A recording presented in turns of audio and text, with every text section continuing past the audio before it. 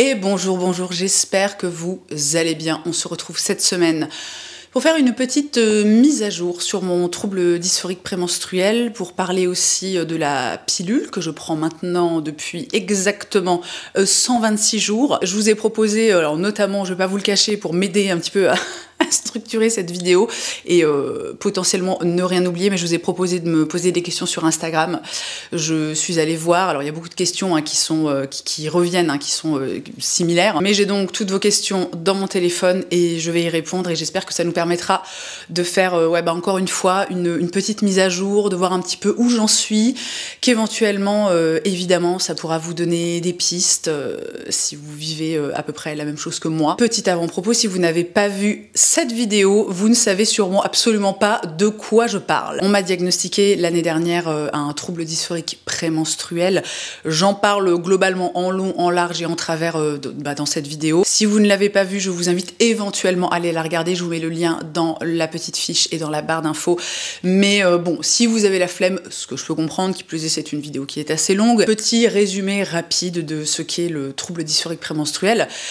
Je vais me tourner vers Wikipédia, notre ami. Le trouble dysphorique prémenstruel, TDPM, est un syndrome caractérisé par des symptômes émotionnels, cognitifs et physiques qui provoquent une détresse ou une altération importante chez les personnes menstruées pendant la phase lutéale du cycle menstruel. Le TDPM a un impact profond sur la qualité de vie et augmente considérablement les risques d'idées suicidaires et même de tentatives de suicide. 5 à 8% des personnes menstruées souffrent de ce trouble, entraînant une détresse importante ou une altération fonctionnelle. Pour résumer, le TDPM, c'est en fait des SPM, mais sous...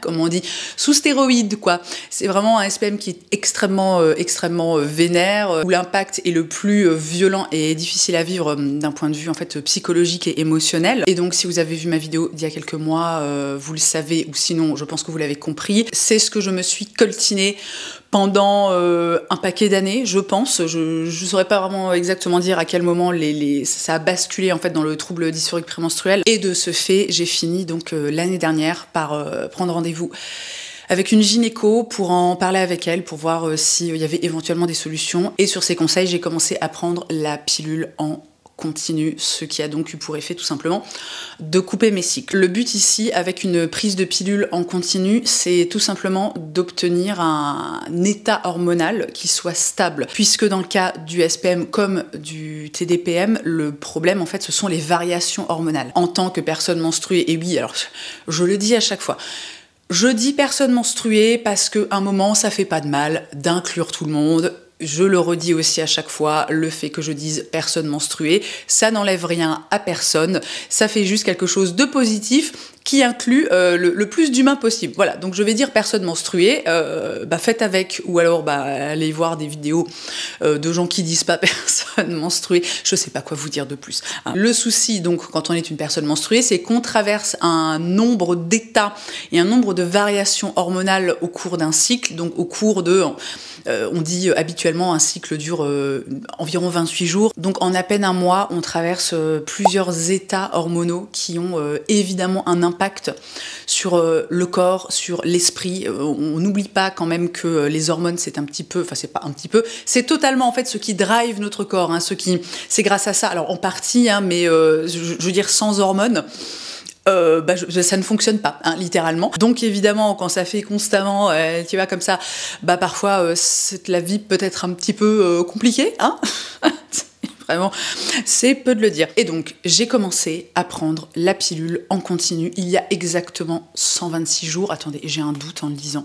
Je vais retourner voir dans mon appli. Regardez, mes règles ont 97 jours de retard et ça fait donc 126 jours depuis mes dernières règles. Et donc, je vais répondre à vos questions et puis on va découvrir comme ça au fil de cette vidéo un petit peu comment ça se passe pour moi. Alors, petite info importante quand même avant de commencer à répondre à vos questions. Il y a beaucoup de personnes qui m'ont demandé la marque de ma pilule. Je ne vous donnerai pas la marque de ma pilule, non pas parce que je suis une grosse connasse, mais tout simplement parce qu'en fait je n'ai pas le droit, légalement on n'a pas le droit en fait de parler de médicaments sur internet, et de toute façon si vous voulez, voilà, je ne suis pas médecin, je viens juste ici partager mon expérience avec vous. Tournez-vous en fait vers un professionnel de santé, tournez-vous vers votre généraliste si c'est quelqu'un en qui vous avez assez confiance pour aborder tous ces sujets. Tournez-vous vers un ou une gynécologue. C'est ce que je disais en fait dans ma première vidéo. Faites des recherches. Moi, j'ai passé quand même pas mal de temps à trouver une gynécologue avec laquelle j'avais l'impression que j'allais me sentir à l'aise et qui allait être à l'écoute et qui allait pouvoir éventuellement me trouver des solutions. Je ne peux pas faire et personne d'autre en fait ne peut faire ce travail à votre place. La première chose qu'on m'a beaucoup demandé, je pense que la moitié des questions c'était ça, c'est est-ce que j'ai eu des effets secondaires? J'en ai eu effectivement le premier mois. Les effets secondaires, alors sachant que c'est toujours pareil, hein, c'est hyper personnel, ça dépend du type de pilule, enfin il y a plein en fait de facteurs qui rentrent en compte, mais dans mon cas, j'ai eu le premier mois la poitrine. Alors, est-ce qu'elle était gonflée? Je suis pas certaine. Toujours est-il qu'elle était douloureuse, un peu en mode, vous savez, quand on est sur le point d'avoir ses règles, typiquement dans cette semaine en fait de SPM, où on peut avoir la poitrine qui est vraiment très sensible, douloureuse. Donc ça a duré un mois. J'ai eu aussi pendant quasiment un mois des espèces de pertes un peu.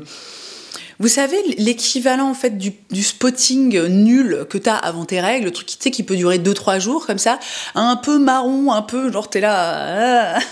Qu'est-ce que c'est que ça? Et ça a bien duré un mois aussi avant que ça s'arrête complètement. J'ai eu un truc aussi, mais alors trop chelou, puisque quand j'ai commencé à prendre ma pilule, dans le premier mois où j'ai commencé à prendre la pilule, on est parti à New York. J'ai fait hyper attention à ce qu'il n'y ait pas de décalage au niveau des horaires en fait dans la prise de ma pilule.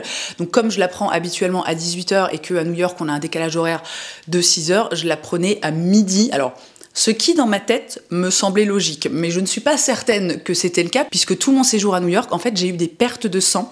Alors, qui s'apparentaient, encore une fois, à du spotting, mais peut-être un tout petit peu plus... c'est quoi le mot que je cherche? Un tout petit peu plus intense, au point quand même où un jour, j'ai eu l'impression que j'allais avoir mes règles. Donc, je me suis, en fait, précipitée dans la première pharmacie que j'ai trouvée pour acheter des serviettes périodiques qui ont dû me coûter $47 le paquet, youpi. J'ai écrit à ma gynéco aussi pour lui parler, alors notamment de toutes les petites pertes, du petit spotting que j'avais depuis le début et ces espèces de pertes de sang que j'avais depuis que j'étais à New York.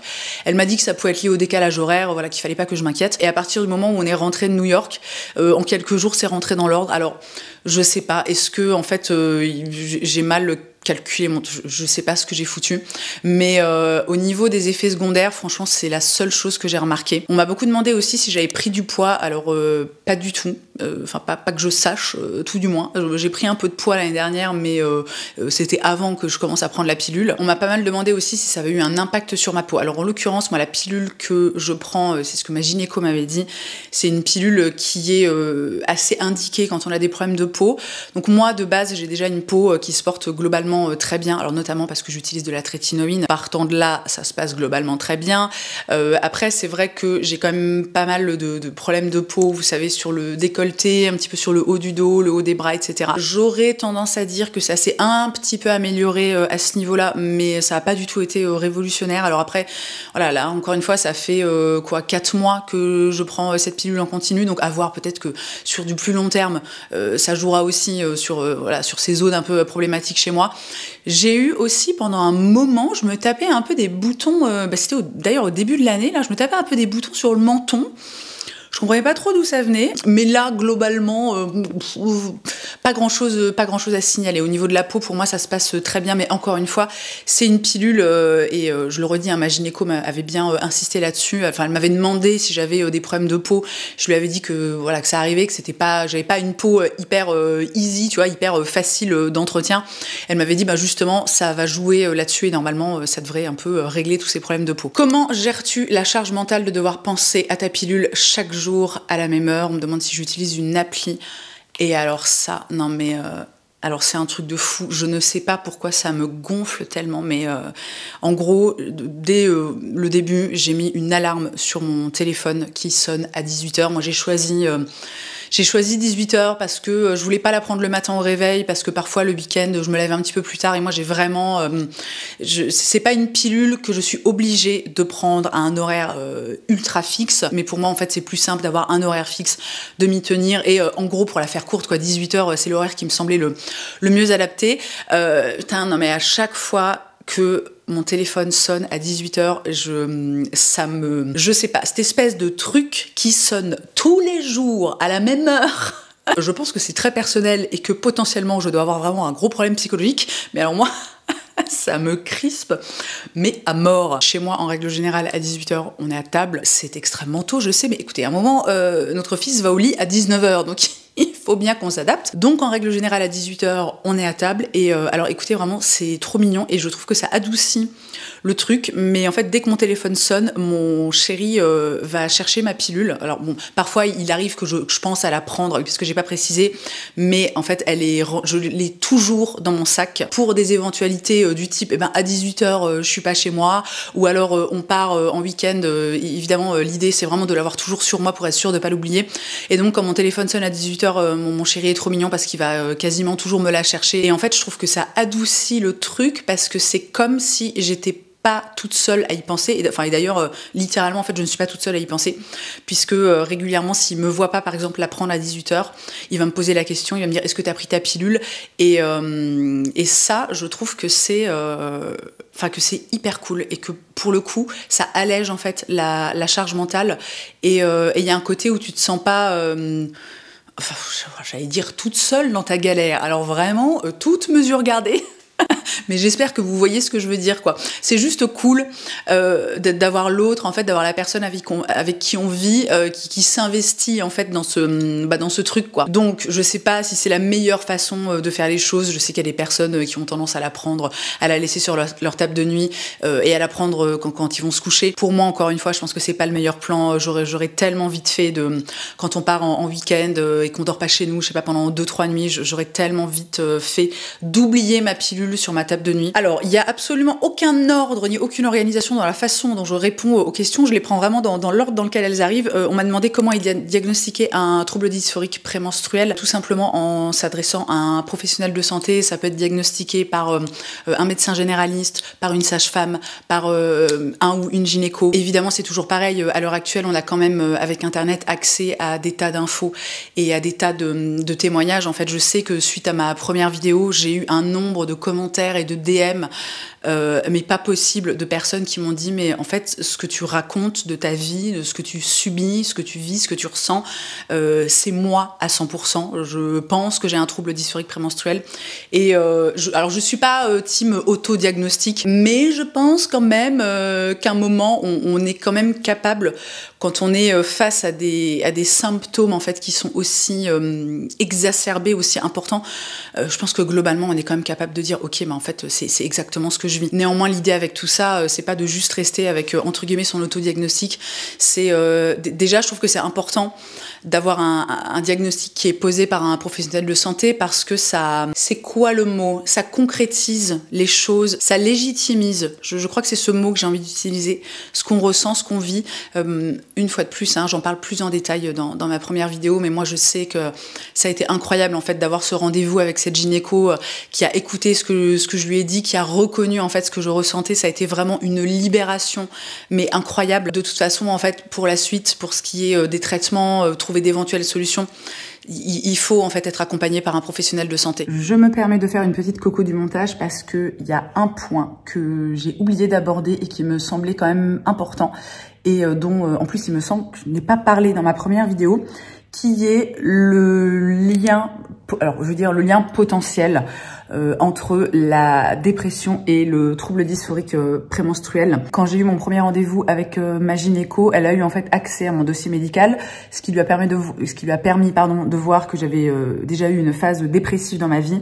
Et en fait, alors elle a pas beaucoup développé, mais elle m'a expliqué que ça pouvait être en fait un facteur du point de vue de la chimie du cerveau. Je pense, en tout cas c'est un fait. J'en avais parlé à l'époque avec ma psychiatre. Enfin, c'est ce qu'elle m'avait expliqué.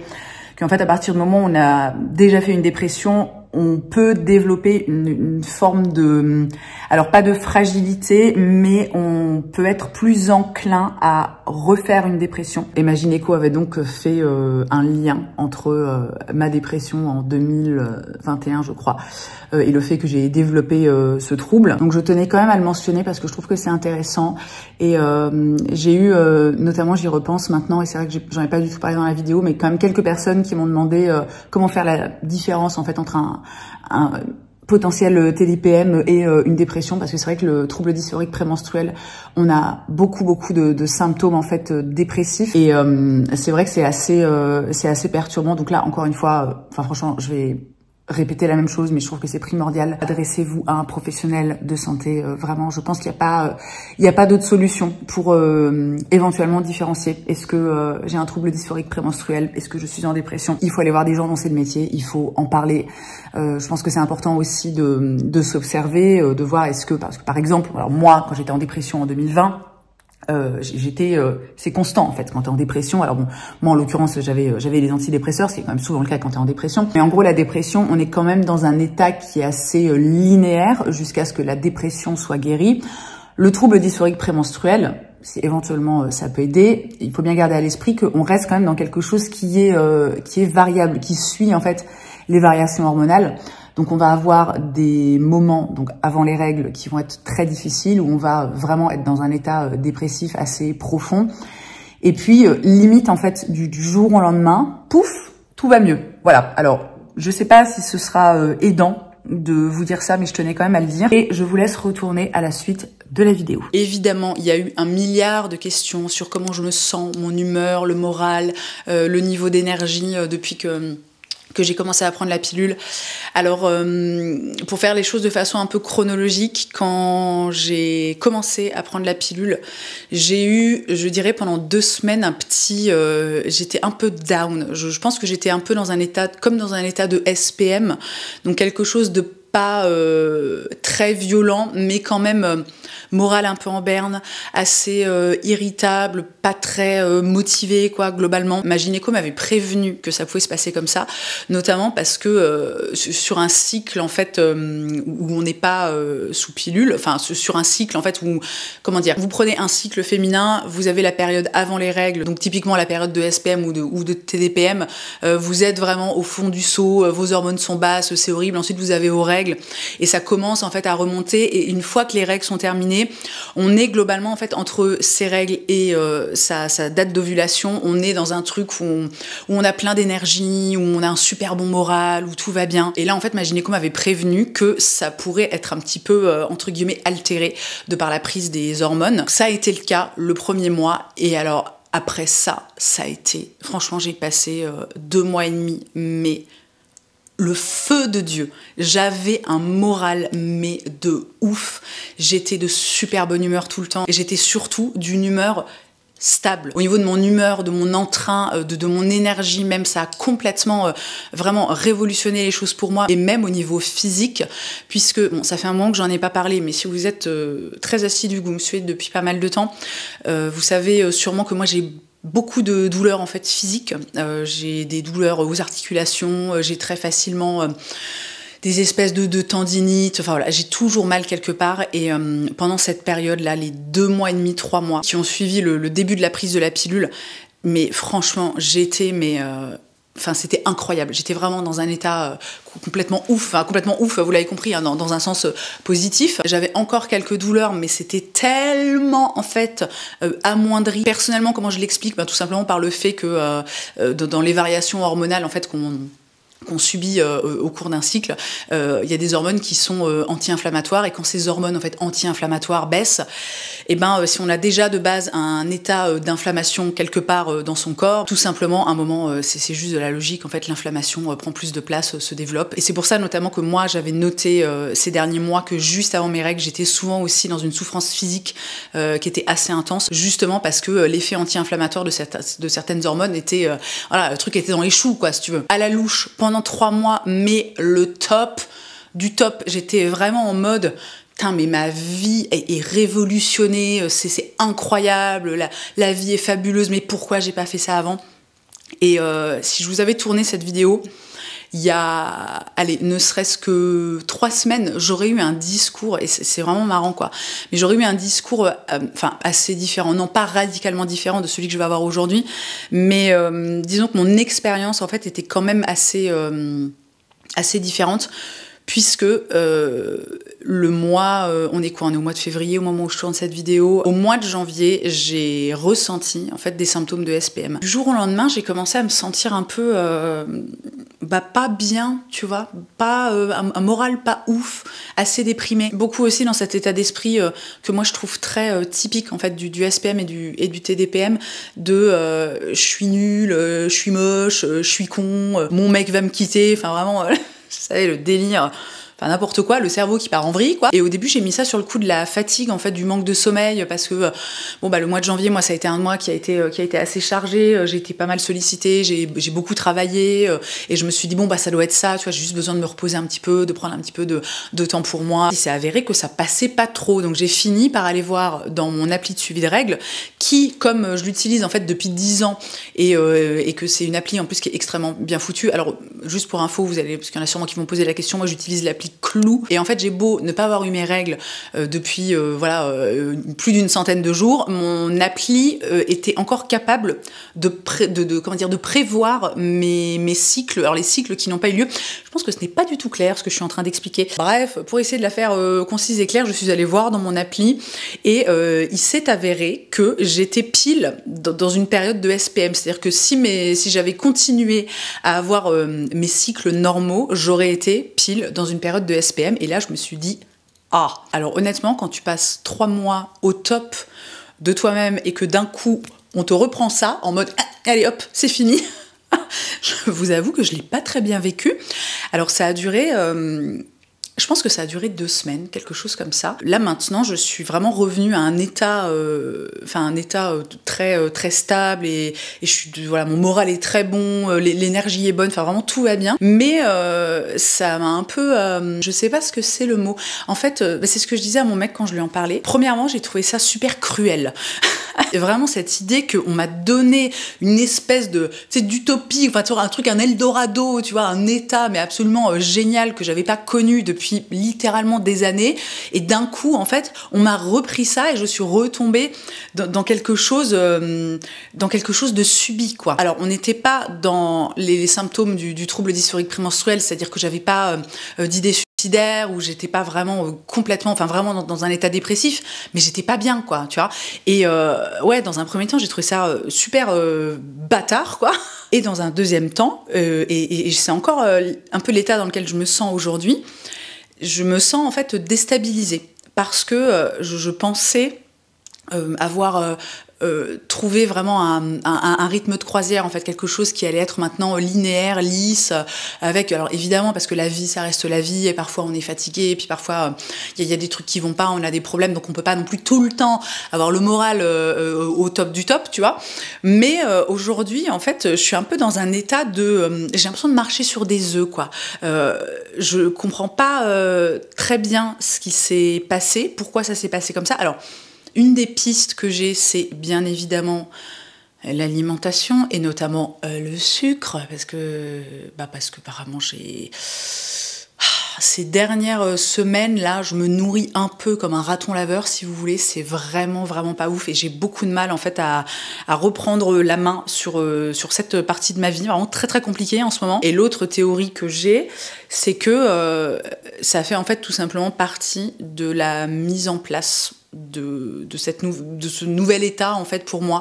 Ma gynéco m'avait prévenue, elle m'avait dit ça peut prendre entre 3 à 4 mois pour se mettre en place, pour vraiment arriver finalement à un état qui soit assez stable. Est-ce que j'ai eu du bol les 3 premiers mois, on va dire les 2 premiers mois et demi, est-ce que aussi peut-être j'ai été un peu vous savez ma psychologie en fait, mon cerveau, est-ce qu'il a fait une espèce de taf en sous-marin en mode maintenant tu prends la pilule, ça va aller super bien, et puis au bout d'un moment, vraiment je ne sais pas, c'est un peu flou.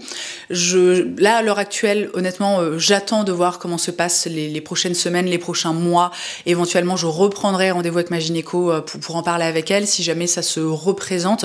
Il faut néanmoins dans tous les cas que je fasse attention quand même à la façon dont je m'alimente et à mon hygiène de vie globale quoi, parce qu'à un moment tu sais, je veux dire, c'est pas de la magie. Mais donc si je dois faire le bilan à l'heure actuelle, il est un peu dur à faire, parce que c'est ce que je vous disais juste avant. Si j'avais tourné cette vidéo il y a 3 semaines, mon retour aurait vraiment été dithyrambique, et à l'heure actuelle il est un peu plus mitigé. Alors encore une fois, ça a quand même en fait changé ma vie, mais vraiment. C'est-à-dire que ce que j'ai vécu là il y a quelques semaines, je le redis, c'était pas très vénère. Ça a juste été, il y a eu une forme de violence en fait pour moi parce que c'est quelque chose que j'avais plus vécu depuis maintenant des semaines et des semaines. Je vous rappelle qu'avant ça, mon TDPM faisait que de plus en plus souvent, j'avais quand même la moitié de mon cycle où j'étais au fin fond du trou, où j'étais vraiment dans un état dépressif, avec encore une fois des idées noires, enfin où tout, la vie était vraiment très très compliquée. Et ça, je m'en rends compte aussi maintenant que j'en suis sortie et avec le recul. Donc, dans tous les cas, prendre cette pilule tous les jours, là, depuis 126 jours, ça m'a changé ma vie, et vraiment pour le meilleur. Ce qui m'amène à une question que j'ai trouvée très intéressante, à savoir l'impact que ça a eu sur ta relation avec tes enfants, les plus et les moins, s'il y en a. Alors, je vais pas... Enfin, si, je peux parler de mes enfants, mais j'ai trouvé que c'était une question très pertinente, parce que, comme je l'ai dit là juste avant, la façon, en fait, dont ça a impacté ma vie, le fait de prendre cette pilule en continu, d'essayer de trouver une solution pour me débarrasser de ce trouble dysphorique prémenstruel, je ne l'ai réalisé que à partir du moment où j'étais sortie en fait de cet état. Et en fait, la réalisation, ça a vraiment été que ces dernières années, j'étais dans un état en fait de galère, mais quasiment constant. Tout était un effort. Et je le voyais notamment, voilà, par rapport à mes enfants, mais pas que ça. Je le voyais à tous les niveaux de ma vie, dans toutes mes relations, dans toutes les strates de la vie. Je sais pas, l'organisation de la maison, le boulot. Bon, voilà, je vais pas vous donner 14 000 exemples, quoi. Vous avez l'idée. Et j'ai vraiment réalisé à quel point ces dernières années, ça avait été en fait difficile pour moi, et à quel point mes hormones avaient impacté tous les aspects de ma vie. Parce que je pense qu'il faut quand même bien réaliser, quand tu prends le truc à la louche, que quand 2 semaines par mois, t'es dans un état dépressif, qu'ensuite, pendant 4, 5, 6, voilà, même parfois 7 jours, t'as tes règles, donc tu souffres, t'es crevé, je veux dire, t'as tes règles, c'est chiant. Putain, alors, wow, petite parenthèse, le fait de ne plus avoir mes règles, mais mon Dieu, c'est incroyable. Vraiment, c'est un bonheur, quoi, mais un véritable bonheur. Pourtant je les adorais, hein, vous le savez, j'ai pris toutes mes culottes de règles, je les ai pliées, je les ai foutues dans un bac, je les ai jetées au fin fond de mon sous-sol. J'étais là, allez, salut. Donc quand, en gros, ta vie, c'est 1 semaine par mois, t'es bien, tu souffres pas, que ce soit physiquement ou psychologiquement, t'as de l'énergie, vraiment la vie elle est pas facile, quoi. Et à un moment, je pense que c'est très important de le reconnaître, et je pense qu'on est extrêmement nombreuses à vivre ça, à subir ça depuis des mois, voire des années. Je voyais, d'ailleurs, elle est sortie, je crois qu'elle est sortie vraiment peu de temps après ma vidéo, mais Sana a fait une vidéo où elle parle, elle aussi, en fait, voilà, on lui a aussi diagnostiqué un trouble dysphorique prémenstruel, et donc elle a fait une vidéo où elle en parle, et vraiment, en fait, parlons-en. Je vous jure, le nombre de commentaires... Enfin, moi, c'est tout ce que je voulais, en fait. Enfin, et c'est tout ce que je veux à l'heure actuelle, en parlant de ce sujet, c'est dire, en fait, ça existe, ce que vous vivez, c'est réel. Vous n'êtes pas nul, vous n'êtes pas plus faible que quelqu'un d'autre. Vous êtes juste à la merci de vos hormones, et éventuellement, potentiellement, il y a des solutions en fait pour ça. Ce qui m'amène à cette question que j'avais vraiment envie de sélectionner, parce que j'avais vraiment envie d'en parler, qui est, tu penses quoi de la pilule, poison ou solution? Et alors, que les choses soient bien claires, on est libre de faire absolument ce qu'on veut. Moi, je comprends parfaitement qu'on n'ait pas envie de prendre la pilule, d'autant plus qu'on n'ait pas envie de la prendre en continu comme ce que je fais moi. J'ai pris la pilule pendant très longtemps, et un jour, en fait, je n'ai plus eu envie de la prendre. Et pour moi, c'était vraiment inenvisageable, mais pendant des années et des années et des années, de reprendre la pilule, parce que moi, personnellement, Colline, j'avais cette image je vais reprendre le terme qui est utilisé dans cette question, j'avais cette image de poison. Alors, je ne suis pas médecin, je vais juste donner mon avis, mon ressenti, à prendre ou à laisser, hein, vraiment. Je pense que, en ce qui concerne la pilule, c'est, surtout aujourd'hui, hein, en 2025, c'est un peu difficile de dire, voilà, c'est du poison, c'est des hormones synthétiques, c'est pas bien. Je pense quand même que ça a beaucoup évolué ces 20-30 dernières années. Je ne saurais pas dire exactement depuis quand existe la pilule. Effectivement, il y a eu beaucoup de problèmes avec les pilules, notamment celles de première génération. Néanmoins, j'ai quand même l'impression qu'à l'heure actuelle, je le redis, hein, ça a beaucoup évolué et que on n'est plus du tout dans ce truc qu'il est dangereux de prendre pour sa santé. Moi, par exemple, la pilule que ma gynéco m'a prescrit, c'est une pilule où il n'y a en fait aucun risque vasculaire puisque déjà premièrement, j'ai 38 ans, deuxièmement, je suis fumeuse et perso, c'est vraiment, mais vraiment pas une seule seconde quelque chose que je prends en m'inquiétant pour ma santé, en m'inquiétant des effets que ça pourrait avoir sur ma santé, sur mon corps, sur ma vie, sur le long terme. Notamment parce que j'en ai parlé en fait avec ma gynéco et elle a été rassurante et j'ai décidé de lui faire confiance. Alors après, peut-être que je me trompe, je n'en sais rien. J'ai envie de dire l'avenir nous le dira. Mais ce qui est certain, c'est que dans mon cas, prendre la pilule en continu, c'est ce que je disais juste avant, vraiment, ça a changé ma vie. Je ne reviendrai en arrière pour rien au monde. Je me dis régulièrement, mais pourquoi tu ne l'as pas fait avant? Pourquoi tu n'as pas fait cette démarche? C'était pas grand-chose, tu vois. Voilà, ça m'a pris 2 heures, hein, faire des recherches, peut-être même pas 2 heures, allez, 1 heure, faire des recherches sur Internet, de prendre rendez-vous avec la gynéco. Après, j'ai dû attendre quelques semaines.